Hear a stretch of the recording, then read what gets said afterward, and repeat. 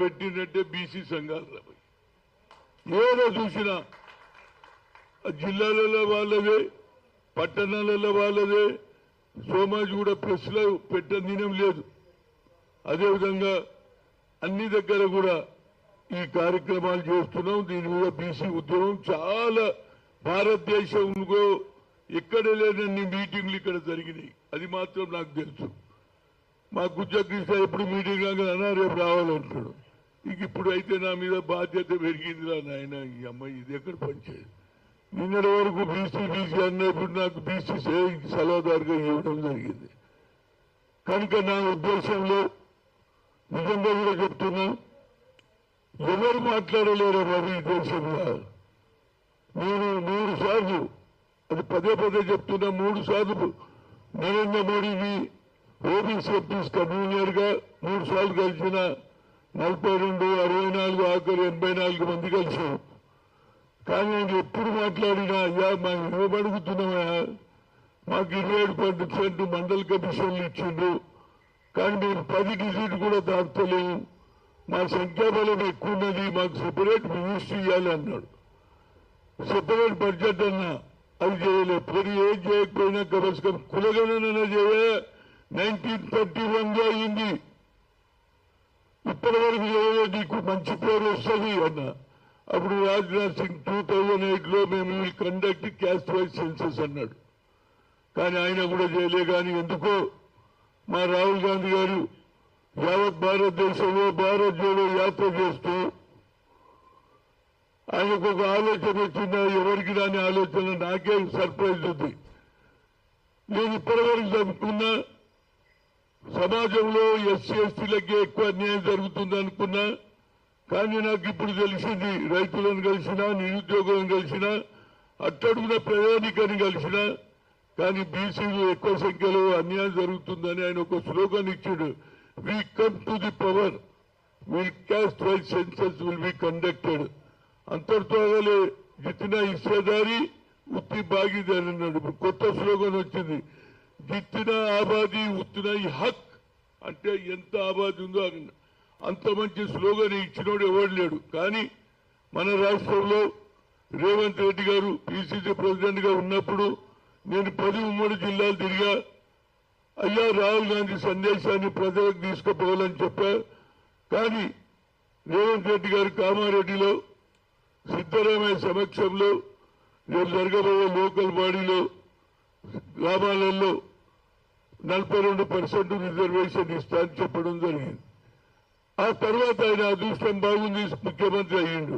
కావడంతో ఫస్ట్ ఏం చేసిన తర్వాత I should appreciate is Revanth Reddy. Immediate గా కేబినెట్ లో నిర్ణయం తీసుకున్నాడు. ఆ తర్వాత కేబినెట్ తర్వాత 150 కోట్లు శాంక్షన్ చేశాడు. కులగన జరిపించాడు. ఆ కులగన వచ్చిన తర్వాత అసెంబ్లీలో బిల్లు పెట్టారు, పాస్ అయింది. కానీ ఇక్కడ ఉన్నటువంటి గవర్నర్ గారికి ఆర్డినెన్స్ పంపిస్తే అది కోల్డ్ స్టోరేజ్ లో పోయింది. తర్వాత ఏం చేయాలని కిషన్ రెడ్డి గారికి కూడా అడిగాడు. అయ్యా నువ్వు ప్రధానమంత్రి సమయం ఇస్తే మేము పోయి కలుస్తాం, నేను కూడా వస్తా అన్నాడు. ఆయన తీసుకోలే. కానీ మంతర్లో మన జాజుల శ్రీనివాస్ గారు నేతృత్వంలో మేమందరం పోయినాం. ముఖ్యమంత్రి గారు వచ్చారు, ఆయన కూడా ధర్నాలో పార్టిసిపేట్ చేశారు. ఇక ఏదేసిన గొంగడ అన్నే ఉన్నది.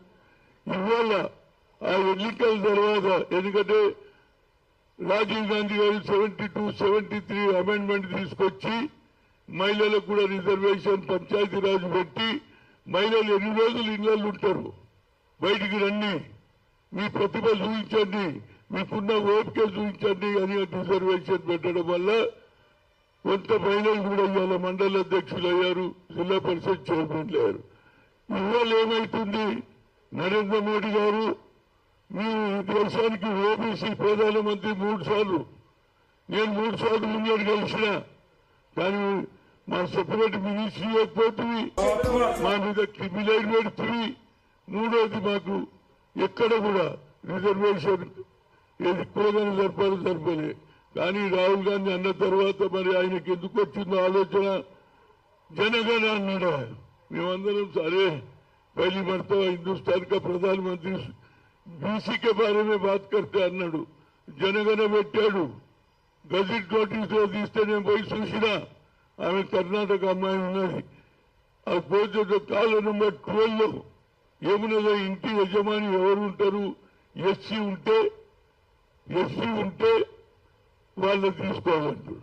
ఎస్సీ ఉంటే ఎస్సీ మరి మాది పక్కకు కాలంలో ఓబీసీ అని రాస్తే అయిపోతుండే కదా, పంచాయతీ లేదు కదా. కనుక నరేంద్ర మోడీ గారు ఇవాళ అనుకోకుండా నేను అడిగింది రాజ్యసభ, కానీ మా ముఖ్యమంత్రి గారికి ఇప్పుడు ఛాన్స్ లేదు, అయిపోయింది. కనుక ఆయనకు ఒక ఆలోచన వచ్చింది. హనుమంతరావు ఎప్పుడు కూడా ఓబీసీల గురించి కొట్లాడతాడు కాబట్టి, నరేంద్ర మోడీ సరిగ్గా చేస్తలేడు కాబట్టి హనుమంతరావుకు అవకాశం ఇచ్చిందని నేను అనుకుంటా. కనుక రేపు వస్తున్నారా బాబు, 10వ తేదీన ఈస్ కమింగ్ టు తెలంగాణ. ఇవాళ మన తమ్ము ఇన్ని రోజులు చేసిన ఏది రౌండ్ టేబుల్ కాన్ఫరెన్స్ కానీ ఎన్నో మీటింగులు కానీ మీతో పాటు నేను ఉంటా.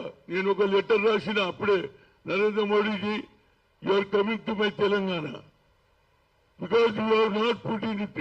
బాబు నేను I decide I wrote a letter. నేను ఆశామాచిగా చెప్ప ఏదంటే చేస్తారో ఎవరికి లెటర్ ఏం రాసిన అంటావు, you decide when you are coming to Telangana. నువ్వు క్యాస్ట్ సెన్సెన్స్ లో ఎస్సీ ఎస్టీ ఓబీసీ పెడితేనే మేము తప్పనిసరిగా నీ మాటకు విలువిస్తాం. లేకుంటే నేను డిసైడ్ అయిపోయినా 9వ తారీఖు లోపల వస్తే నేను తప్పనిసరిగా ఆయనకు సలాం చేస్తా.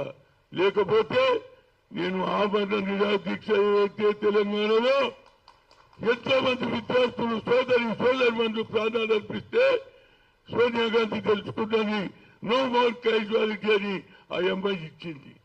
అదే విధంగా ఐఎమ్ రెడీ టు సైకిల్ చెప్పడం కాదురా బాబు, నేనేదంటే చేసి చూపిస్తాను. నేను ఎవరికి లెక్క చేయాలి. ఇది ఒక మంచి ఇష్యూ. భగవంతుడు నాకు అవకాశం ఇచ్చింది, రేవంత్ రెడ్డి ఓబీసీ డిపార్ట్మెంట్ నాకు ఇచ్చింది కాబట్టి నేను తప్పనిసరిగా ఎన్ని దానికి ఆయన లెటర్ వస్తే వెళ్ళదు. ఇంటెలిజెన్స్ రిపోర్ట్ వాళ్ళకి చెప్తున్నా, చెప్పండి మీ పోలీస్ అధికారులకు. అదేవిధంగా కేంద్రంలో ఇక్కడ ఎట్లైనా మా గవర్నమెంట్ ఉంది, ఢిల్లీకి పంపుండ్రా బాబు.